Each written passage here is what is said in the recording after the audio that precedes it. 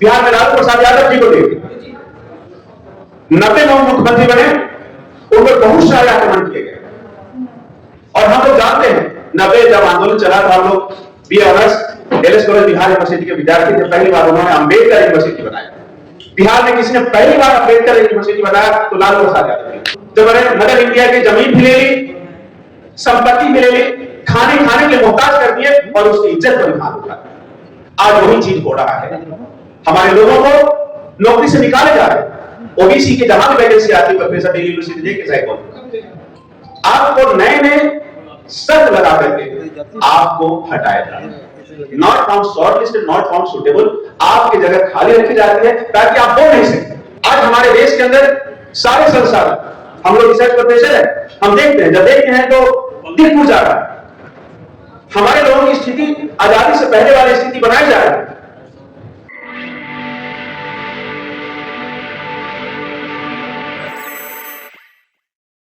और हमें मिला सुधाकर साहब का मैसेज कि आइए, तो मुझे जगदेव बाबू की एक बात याद आ गई।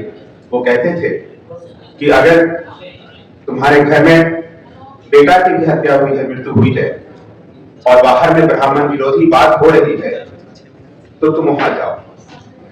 और मैंने आपके पास इसलिए आया, मैं नहीं जानता था कि मुझे बोलने का होगा, मैं काफी लोगों से वाकिफ नहीं हूं। जहां पर यह संयुक्त की बात होती है, तो अभी यूपी के चुनाव होने वाले हैं, मैं सिर्फ कुछ कहने आया था।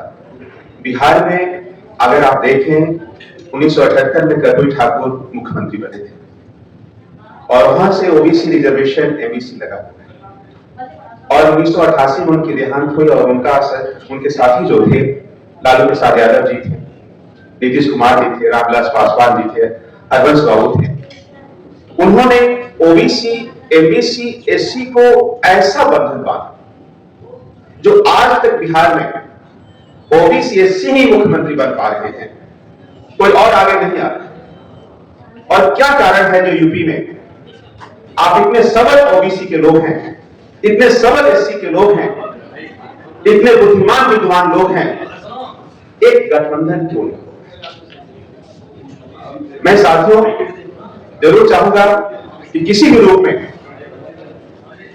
तो भाई साहब नौजवान कुशवाहा साहब कह रहे थे कि अपने समाज को वोट दीजिए, किसी भी पार्टी से हो तो अपने समाज को वोट दीजिए।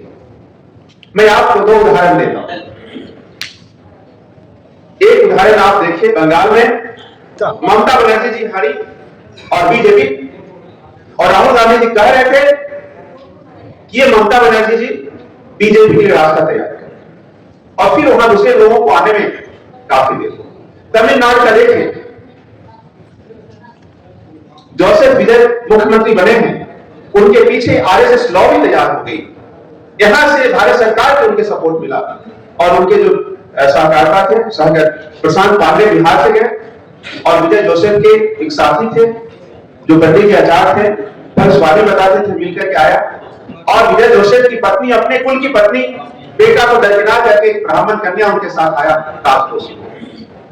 बिहार के अंदर जो अभी आप देख रहे हैं, सम्राट चौधरी साहब कुशवाहा समाज के, लेकिन अभी एक न्यूज आया कि अडानी साहब से मुलाकात हुई। जिस जमीन को उन्होंने सेल में लेने के लिए 300 करोड़ खर्च किए, वो जमीन मुफ्त में 1 रुपए में अडानी साहब को दे दिया गया। हमारे लोगों को सर दर से तोड़ा जा रहा है। जो सामने हैं, जो लड़ पा रहे हैं, वो तो खुद टिक पा रहे हैं। मैं एक छोटी सी बात आप, जो भी साथी बहुजन समाज के, ओबीसी एससी के जो नेता है, पार्टियां हैं, और आरएसएस से लड़ पा रही है, तो ठीक पा रही। थोड़े दिन बिहार में लालू प्रसाद यादव जी को देखिए, 90 में मुख्यमंत्री बने, उन पर बहुत सारे आक्रमण किए गए। और हम लोग जानते हैं 90 जब आंदोलन चला था, हम लोग B honours LS College Bihar University के विद्यार्थी थे। पहली बार उन्होंने अंबेडकर यूनिवर्सिटी बनाया। बिहार में किसी ने पहली बार अंबेडकर यूनिवर्सिटी बनाया तो लालू प्रसाद यादव जी। और आज वहां पे दलित उनके खिलाफ बोले हैं, जीतन राम मांझी उनके खिलाफ बोले हैं, रामविलास पासवान के बेटा चिराग पासवान उनके खिलाफ बोले हैं, यूपी में अखिलेश यादव के खिलाफ बहन जी बोल रही है, बहन जी के खिलाफ। तो हम में से जो बुद्धिमान लोग हैं सामने आना पड़ेगा।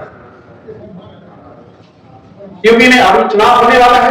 आप 5-6 जातियां, मजबूत जातियां हैं यूपी में ओबीसी के, जाट है, गुर्जर है, लोध है, यादव है, कुर्मी है, कोई कुशवाहा है। ये आपकी जिम्मेवारी है। आप अपने समाज की बहन बेटी मायावती के पास जाइए। आप आगे रास्ते शंकराचार्य की आवाज आ रही थी, आप नेट पे देखेंगे, वो कहते हैं कि अच्छा हुआ 5-4 ब्राह्मण मुख्यमंत्री तो बना, और जो नहीं बना वो भी ब्राह्मण के लिए काम कर रहा है। आज हमारे देश के अंदर सारे संसाधन, हम लोग रिसर्च प्रोफेसर है, हम देखते हैं, जब देखते हैं तो दिल टूट जा रहा है। हमारे लोगों की स्थिति आजादी से पहले वाली स्थिति बनाई जा रही है, और हमारे बीच इस तरह के कार्यक्रम नहीं हो गए। एससी ओबीसी साथ आना पड़ेगा।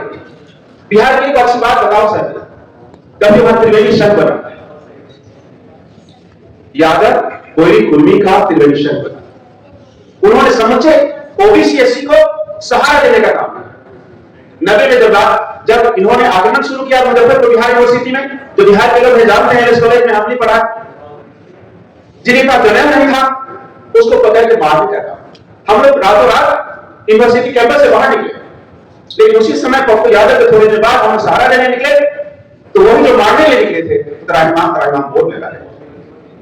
और उस समय हमने देखा यादव, पप्पू यादव, लालू यादव, कुर्मी बिहारी बाबू, जिनको बहुत बेरहमी से मारा गया। रामदास पासवान जी थे अटल बिहारी वाजपेयी के समय, उनके खिलाफ जब फर्नांडिस मुजफ्फरपुर से लड़ रहे थे, सब लोग एक साथ आए।